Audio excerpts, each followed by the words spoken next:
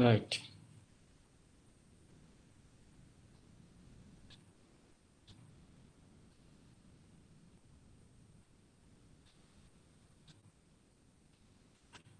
Yeah, so have you heard of intermediate value theorem? Intermediate value property? Yes, sir. Yeah, so what is it? Sir, if a function has a negative value at one, if a continuous function has a negative value at one point and a positive value at a negative value at a and positive value at b, then there exists a point between a and b where it vanishes. Yeah, but what does this imply? Excuse me. Just a moment. Hello? হ্যাঁ ও হ্যাঁ আপনি এক ঘন্টা পরে phone করবেন class নিচ্ছি একটা অনলাইনে হ্যাঁ ঠিক আছে thank you hmm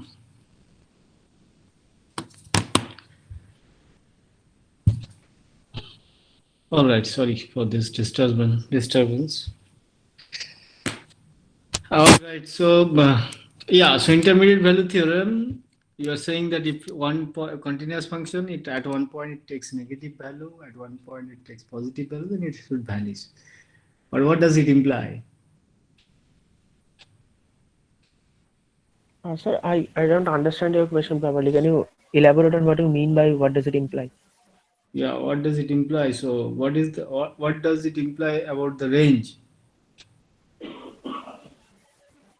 of a function? Range has to have a zero. The range has to have a zero. If it has a positive and a negative value, it So has to have a suppose there is no positive value, no negative value, no positive value. You don't know whether there is positive value or negative value. The range is continuous. What does it mean? Range is continuous. I mean, the range is an interval. Range is an interval. That is a good thing. So, if between two value of it, all the values it assumes. All the values it attains, right? So there is no gap between the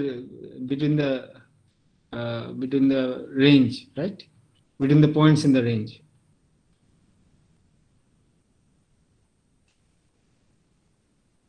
All right. So this is it. So you don't know whether negative value there is negative value or positive value. Still, you know that between f and fb or between minimum and maximum, all the points, all the values are image of some point, right?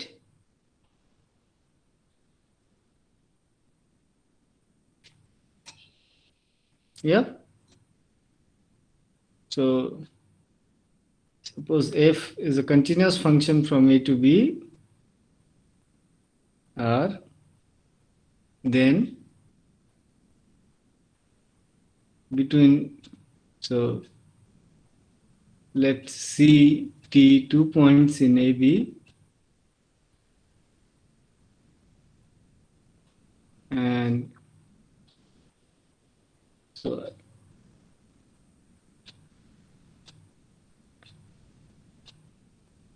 yeah, so FC either will be less or equal to or FD, right? So if FC less than FD, then for every lambda lies in FC FD, between FC and FD, there exists X naught in AB.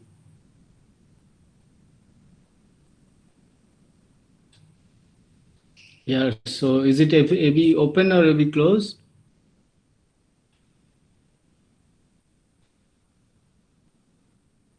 Yeah, it's closed, such that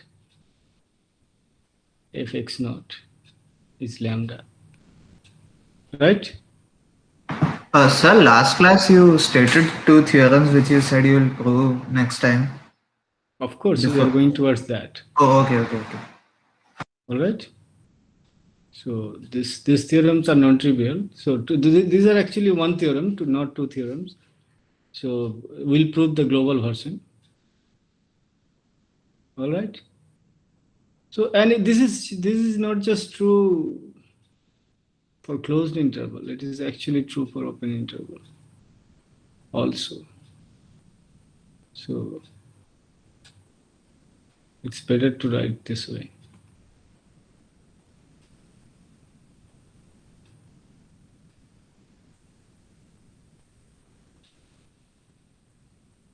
So this is continuous, right? So that is continuous functions have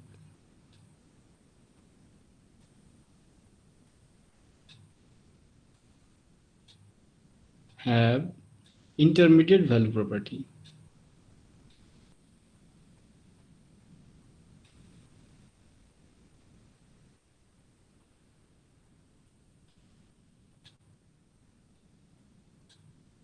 Right? So is the converse true?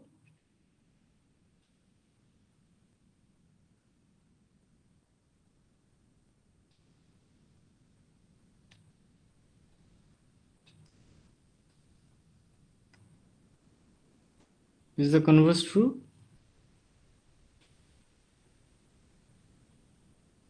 Which means suppose a function satisfies intermediate value property, is it continuous?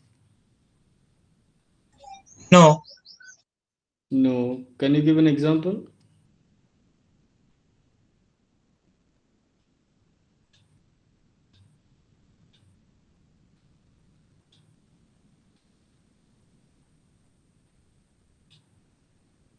Yeah. For example, we can take a constant function with a point discontinuity. So, Yes, got. like f maps from A to B. Let's say f maps from 0 to 1. It f is defined as 0 everywhere except at half, which is it is 1. Mm-hmm. Then on 0 to 1, f of it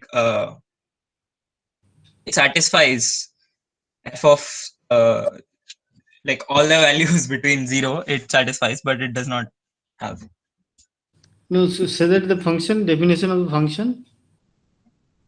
0 to it's mapping from 0 1. So fx, what is the definition? X belongs to 0, 1, of course.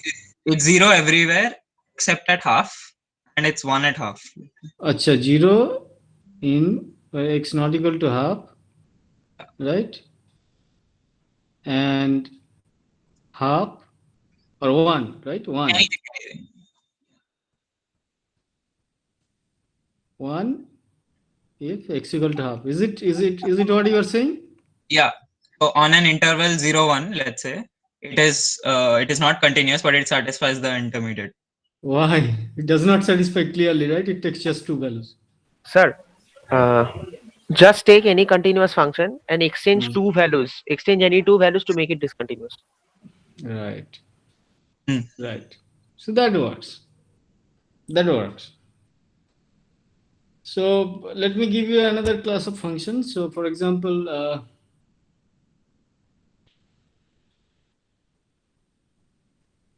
so yeah, so if this doesn't work. So we can take sine 1 by x and define f of 0 equal to 0. So it's not continuous at x is equal to 0, but this condition will be satisfied. Right, you are right. So let me go back to that one. Okay, yeah, so this does not satisfy.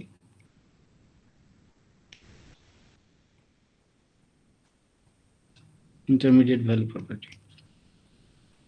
So another example is given by this one, right? X sine 1 over x, right?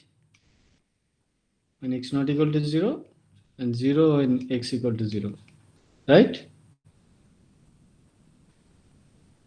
Is this one you were saying?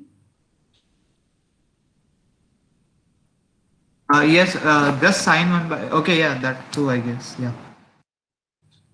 Yeah, I so was this saying this just will sine become 1. continuous. Yeah, right. True. So this will become sine 1 over x, right? Just sine 1 over x. Yes, yes. All right. All right. All right. All right. All right. So, right, true. So this satisfy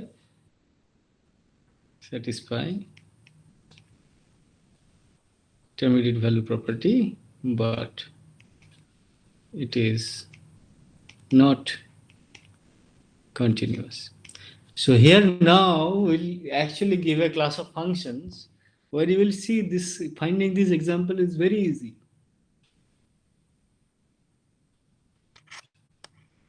All right, so theorem. Suppose f from what should I say? Yeah, let's take open to R satisfies the intermediate value property. Oh no, sorry.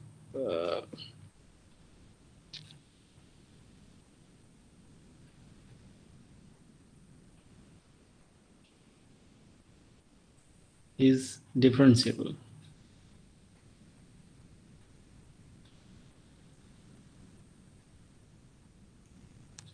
Then f prime satisfies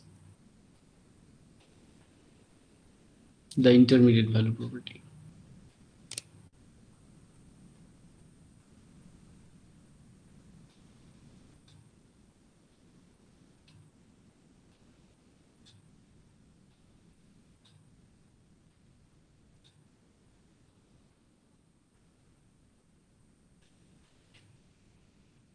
Right?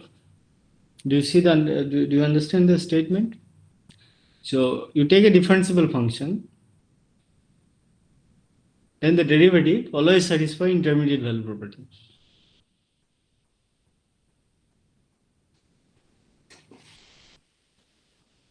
So derivative may not be continuous all the time. We will see that. But it satisfies intermediate value property. How do you prove? Do you have any guess for the proof?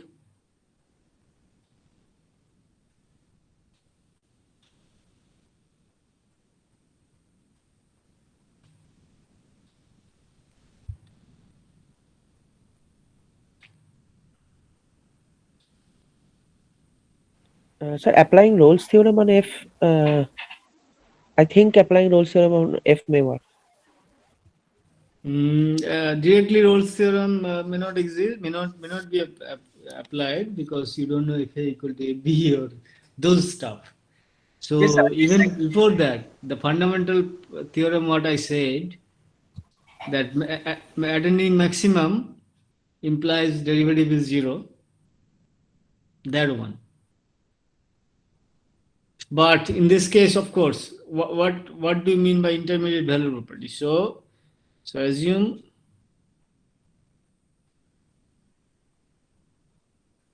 CD belongs to AB and lambda belongs to lambda in R such that lambda lies in FC less than lambda less than FD, right? To show there exist, sorry, F prime C.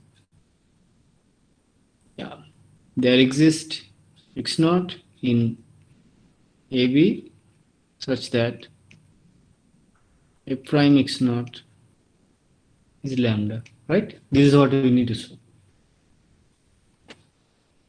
So we define a new function gx equal to fx minus lambda x, right?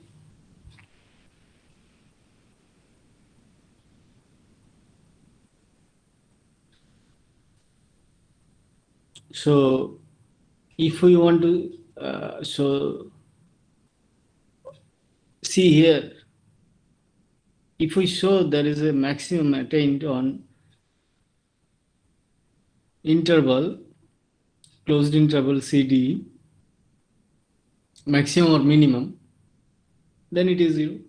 The derivative will be 0 at some point x naught, and which means f prime x naught will be lambda, right? So the point is now what you want to look, whether there exists a minimum or maximum.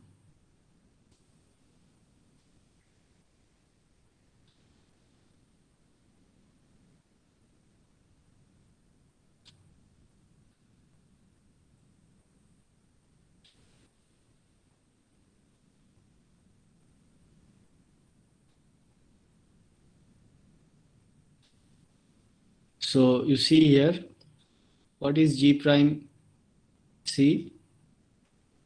A prime C minus lambda. It is greater than 0 or less than 0?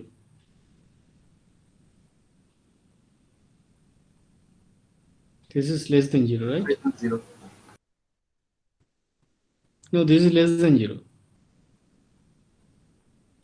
Right? Because A prime C is less than lambda from our assumption.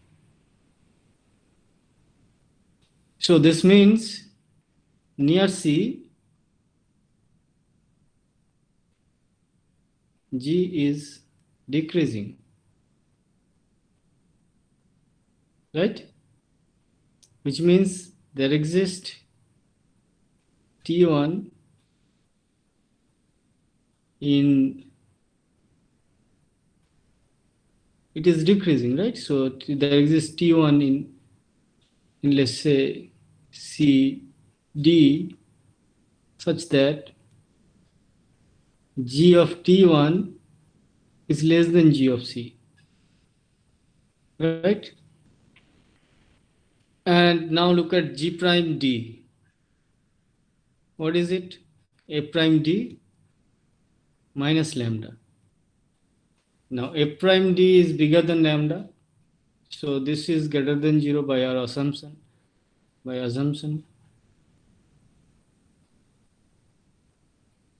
So this implies near x equal to D, G is, well, strictly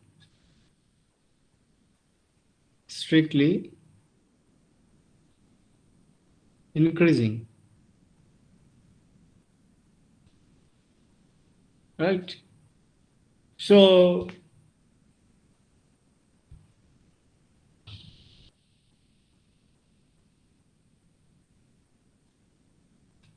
right. So there exists T2 belongs to CD such that G of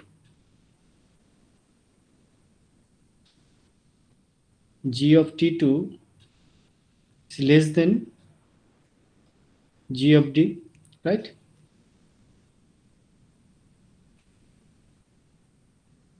So C is C at x equal to C and x equal to D. This, both of them are not minimum, right? So this implies, so call this 1 and call this 2.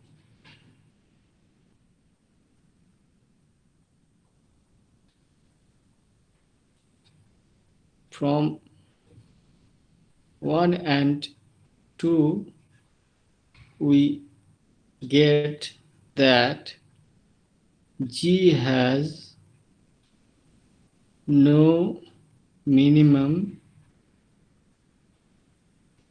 no local minimum actually, at x equal to C and x equal to D, right? Is this clear?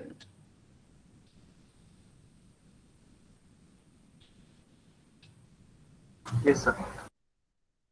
All right. So now, since but by continuity of G, see, f is differentiable, so f is continuous, so G is continuous. So by continuity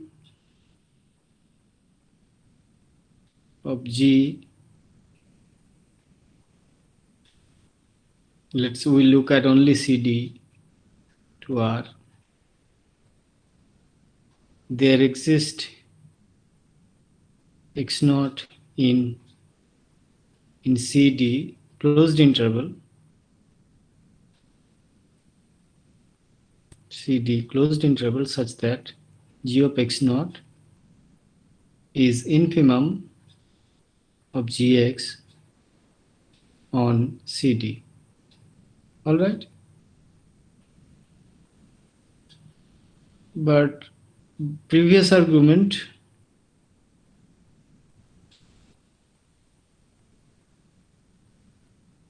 shows that x naught is not equal to C and x naught is not equal to D. Right? This implies x naught lies in open interval CD. Hence, therefore,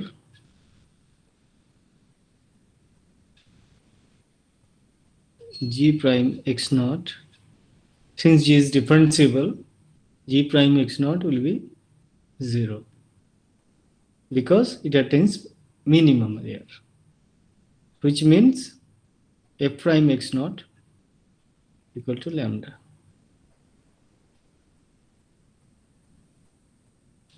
Right? Is this clear?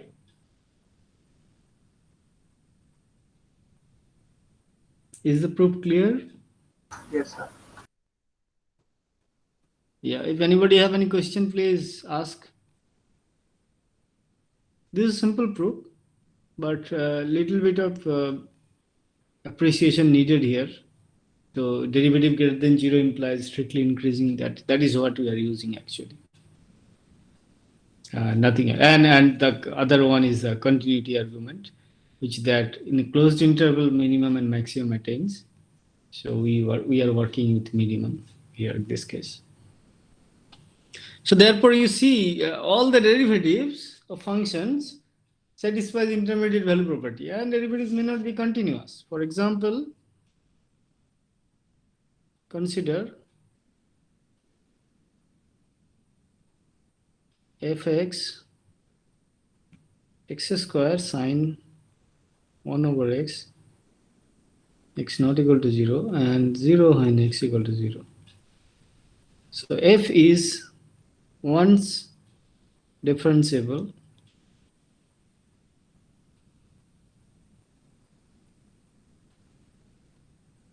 but not twice. Even f prime is not even continuous, not continuous. So what is f prime x? Calculate. 2x sine 1 over x plus x square cos 1 over x into minus 1 over x square. Right? So this would be 2x sine 1 over x plus minus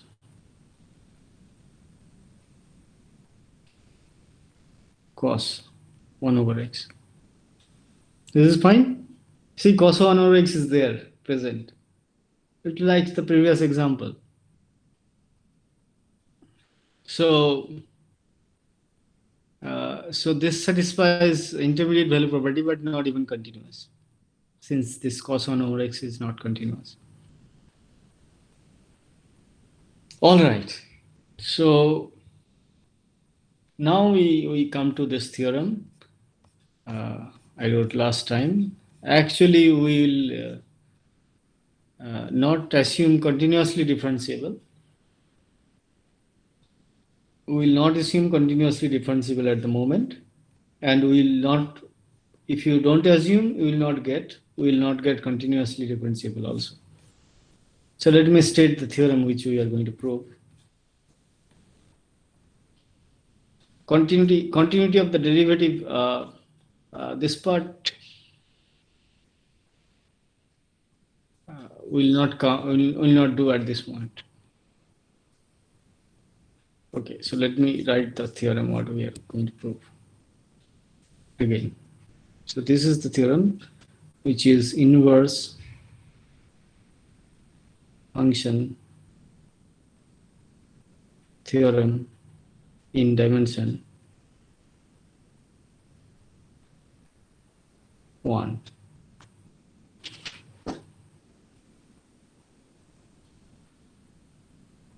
Let f from AB to CD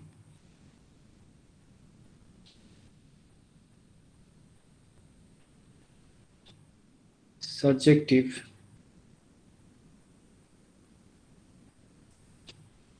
differentiable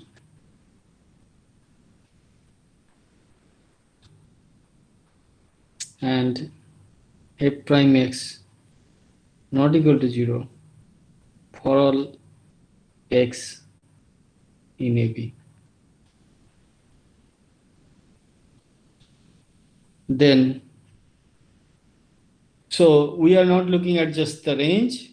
So yeah, we have to look at just the range. So that is why the subjectivity. It's not an assumption actually. You have to work with the range. So inverse will exist on the range only. So then f is invertible and its inverse is also differentiable.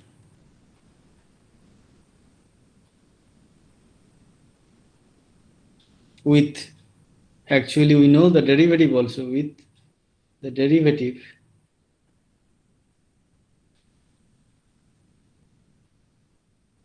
f inverse prime y is 1 over f prime x, where y equal to fx. So is the statement clear? Statement is same. We just removed assumption of the continuity of the derivative from the assumption, and we get we won't get continuity of the derivative in the conclusion also.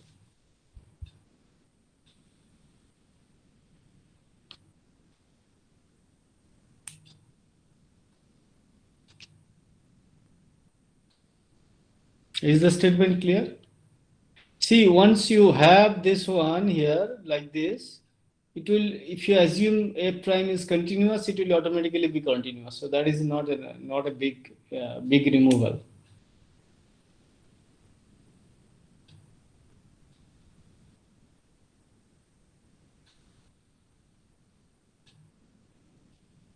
Is the statement clear?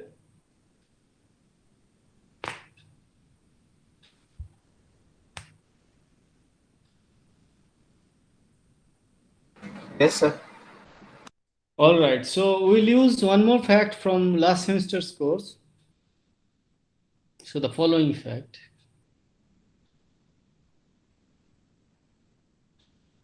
Let's say put one. Let's put for fact A. F is strictly, so f from, let's say,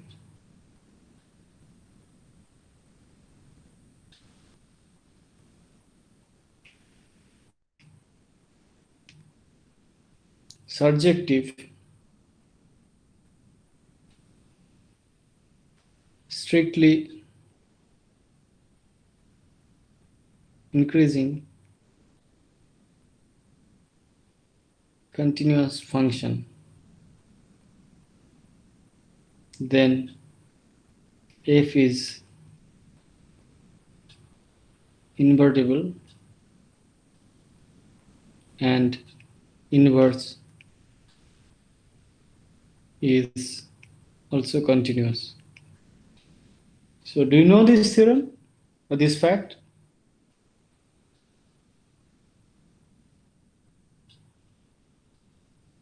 Yes, sir.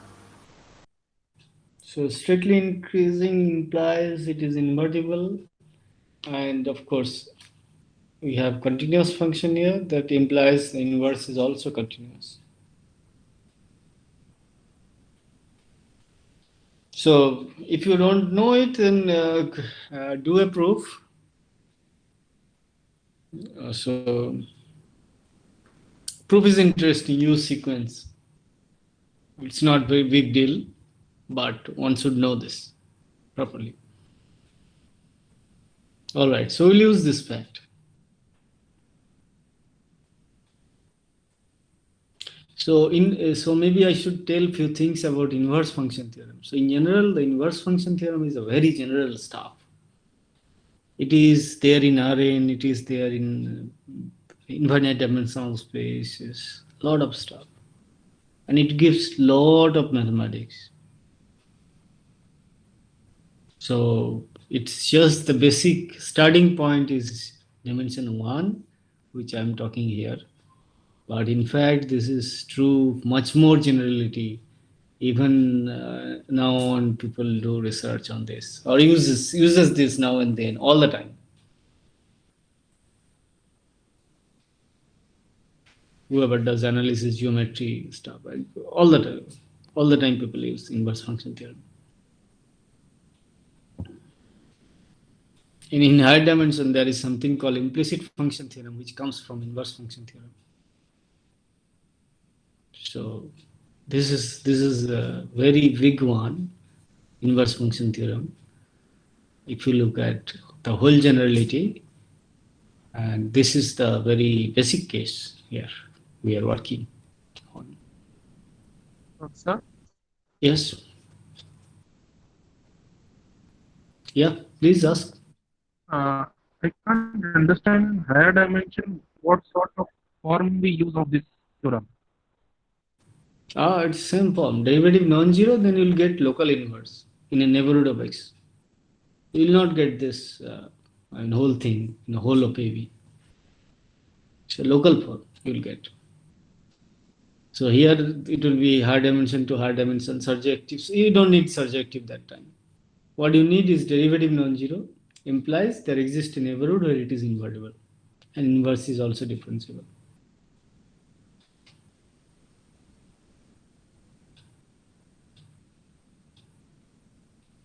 All right? Is this clear? Yes, sir. Yeah. So in this case, we get much more general. So what we are proving is this local version. Yeah, this local part, this one.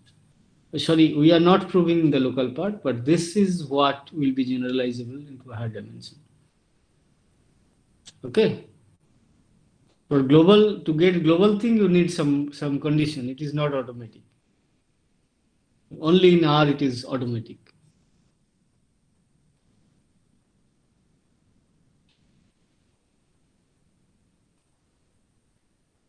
Okay. So remember, this is a very important theorem. Okay, so proof. So f prime x is not equal to 0. So given this is given, right? Not equal to 0 for all x in AB. Right. So this implies by intermediate value property,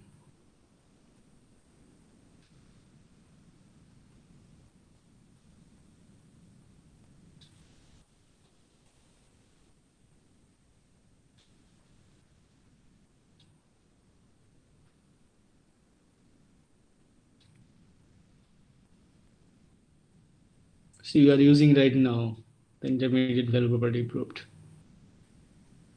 We get f prime x either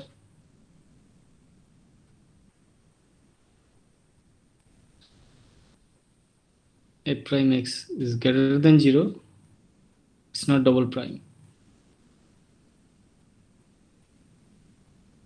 For all x in AB, or f prime x less than 0 for all x in AB, right?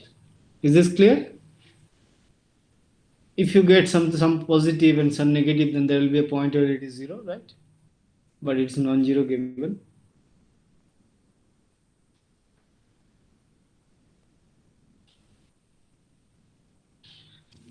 So assume that the first case, f prime x greater than 0 for all x in AB. The proof similar for here also. So we will not go into that part.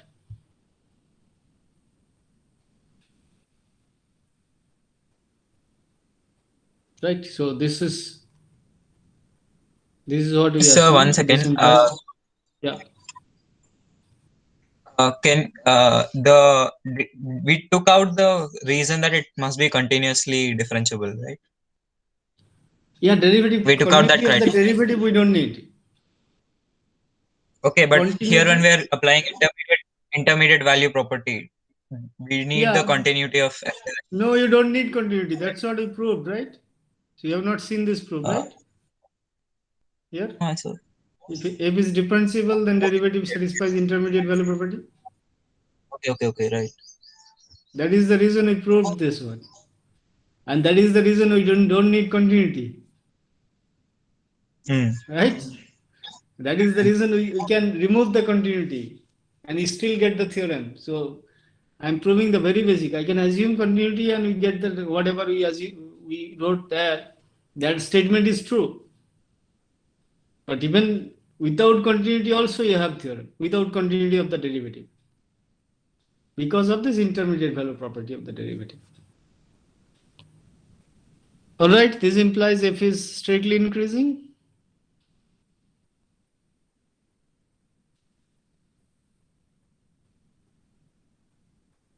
On AB.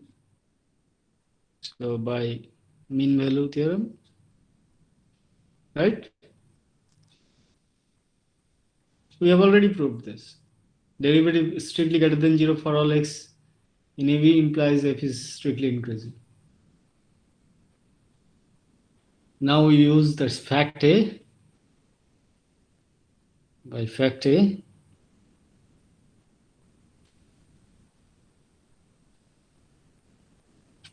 f is invertible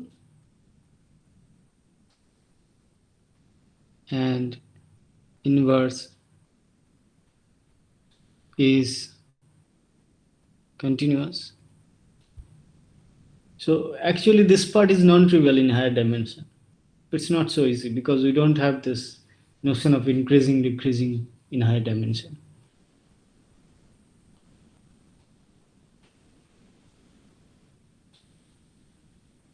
So yeah, so this f is invertible and inverse is continuous that we get.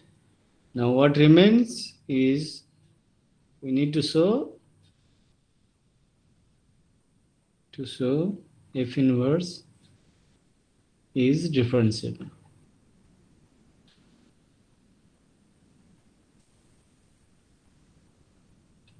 Right? This is the only part which is left to show this f inverse is differentiable. Right. How do we show? Yeah. So that fact A was only for continuous functions, right? Yeah. And Right. here we assumed Here, that F is continuous. I mean, f is differentiable, so it is continuous, right? We are not working. We are not using f prime here for the fact A. We are using f. Oh, Right? okay. Yeah. Yeah. Yes. All right. So let's look at the. Then what do we do? We'll go with first principle. So let x equal to. So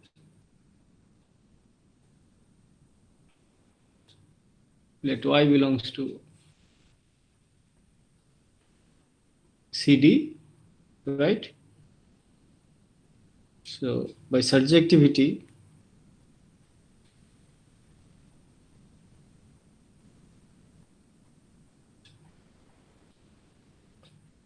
there exists X in AB such that y equal to fx, right?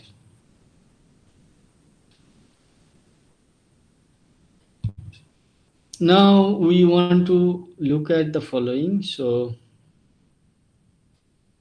uh,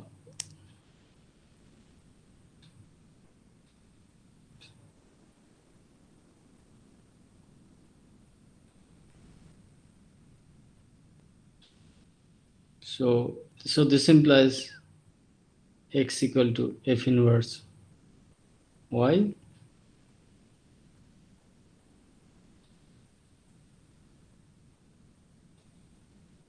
right? So we want to look at the following: f inverse of y plus k minus f inverse of y by k, right? And limit k tends to 0. All right, we want to look at this one. Now, f inverse, so y plus k for k small, this assume this to be x plus h. So assume this one is x plus h. This is possible, right? So you can just add something with x and you get all real number. So you always get this, right? So this limit, this quotient 1 becomes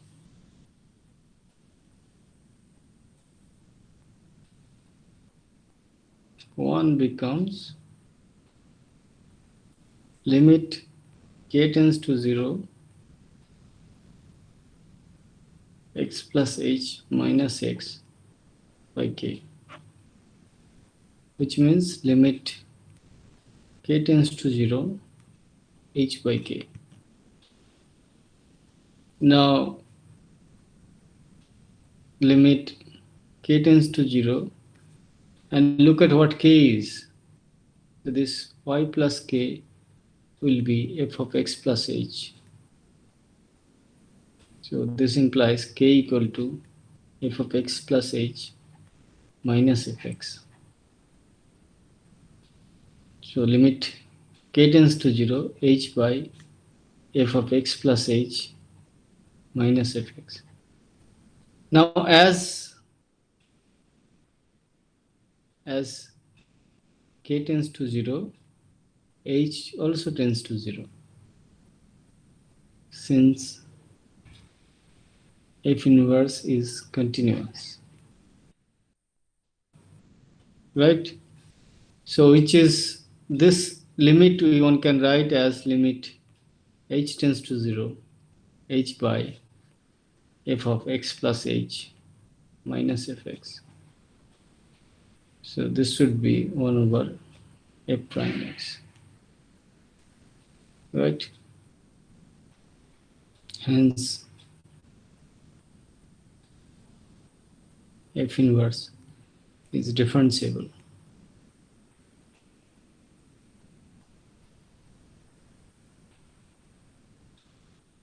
right?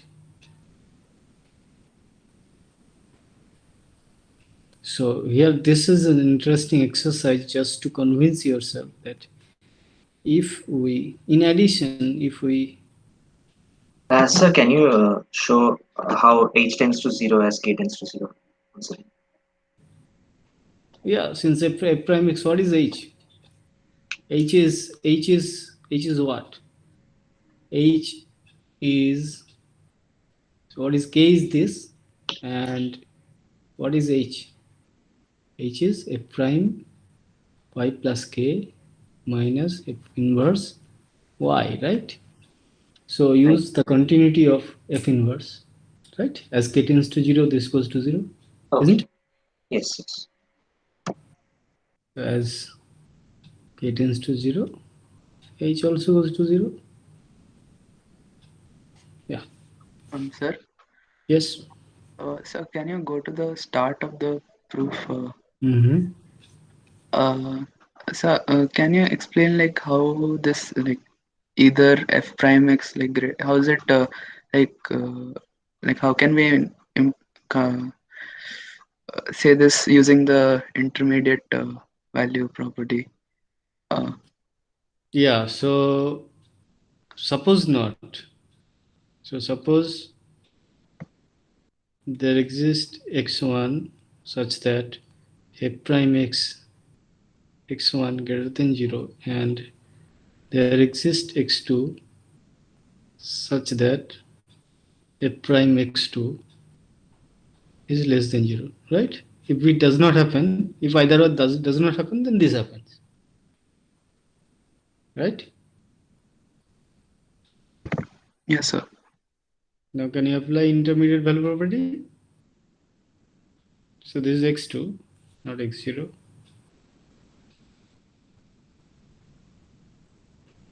right? So by intermediate value theorem, there will be a point between x1 and x2 such that f prime x is 0. Hmm? Yes, sir. There exists x between x1 and x2 such that f prime x is equal to 0, right? But this is the contradiction to the assumption, because it is assumed that this is non-zero. Yeah. Okay, sir. Got it. Okay. All right. So any other question here?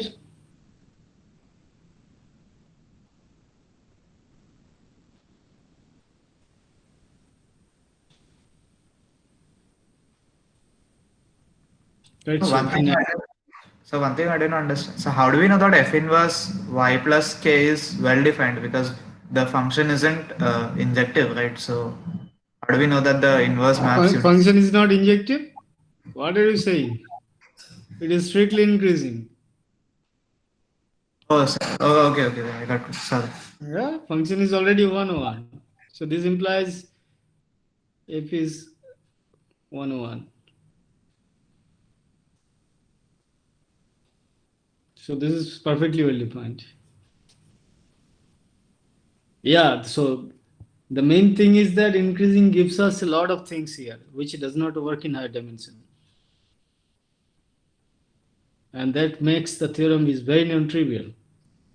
So in the third year analysis 3 course, this would be one of the main theorem. Inverse function theorem will be one of the main theorem of the course. Our main aim to prove that. So this is a remark or exercise. In addition, if we assume the continuity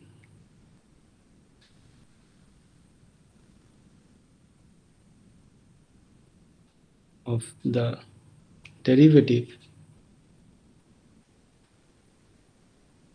of f in the above theorem, in the inverse function theorem, then we get the continuity of f inverse, of the derivative of f inverse.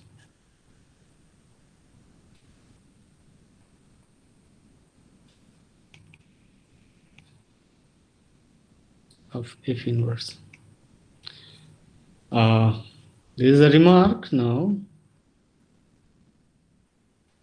Existence of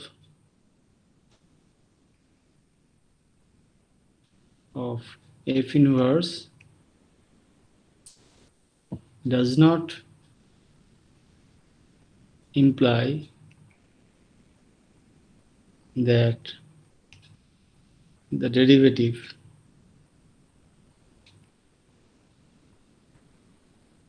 f prime x is not equal to 0 for all x in AB. Example, f x is x cube on R, right? Is it invertible?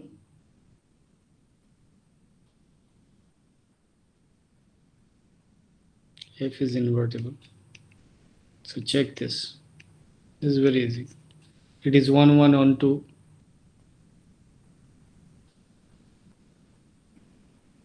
Invertible, and f inverse y is 1/3, right? But you see here derivative non-zero. Derivative is continuous, but derivative non-zero, that condition is not satisfied. So here this f inverse is not differentiable. But f inverse is not differentiable.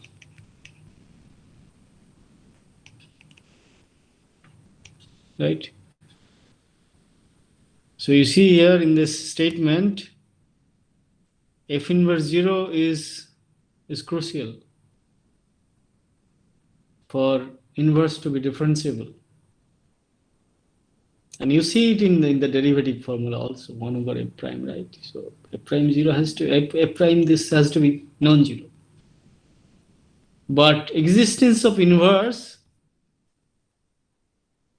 it may be possible without having f inverse, without having the derivative to be non-zero. But that may not, that inverse is not differentiable. This is this standard case to remember. Yeah, any question?